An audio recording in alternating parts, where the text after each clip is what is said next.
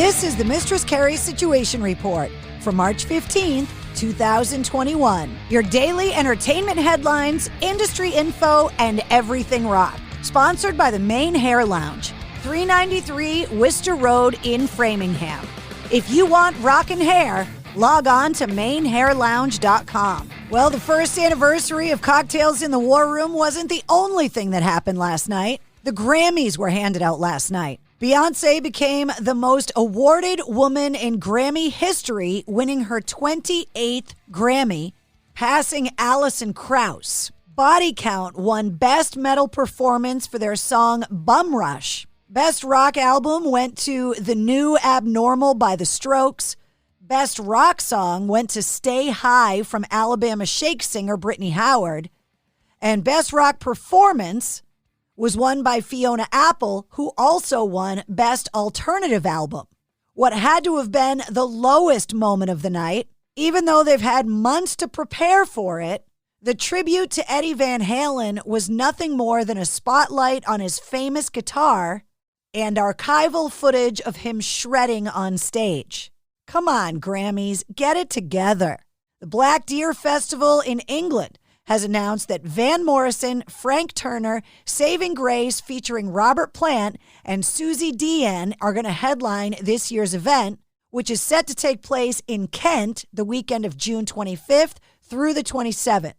A set of Queen collectible statues are set to be released later this year, but they're up for pre-order now.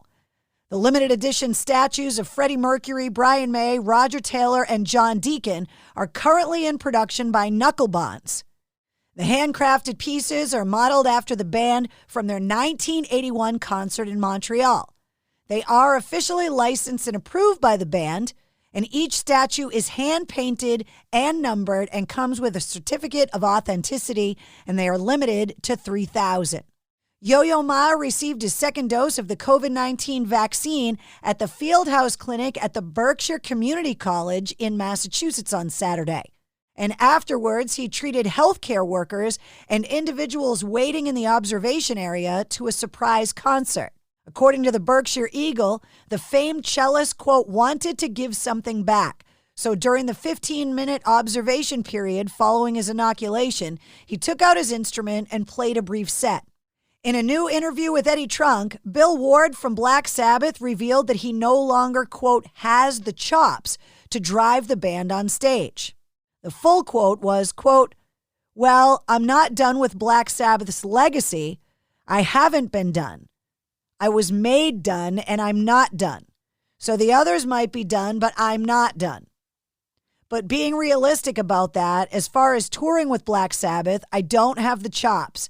And I don't have the ability to drive a band like that on stage. I have to be back to 60 years old to be able to do that. Korn have announced the details of a, quote, monumental, huge live stream event. It's set to take place on April 24th at 4 p.m. Eastern. It's happening from the set of Stranger Things, the drive-into experience.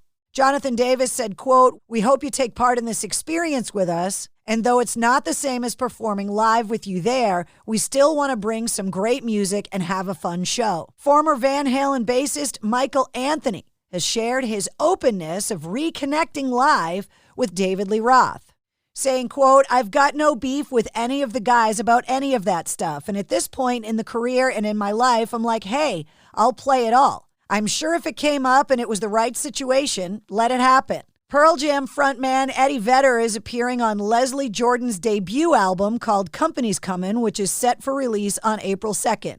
And finally, coming up on Wednesday to help celebrate St. Patrick's Day, the Dropkick Murphys St. Patrick's Day live stream is happening at 7 p.m. The stream is free to watch. However, the band is passing around the virtual hat, taking donations for their crew.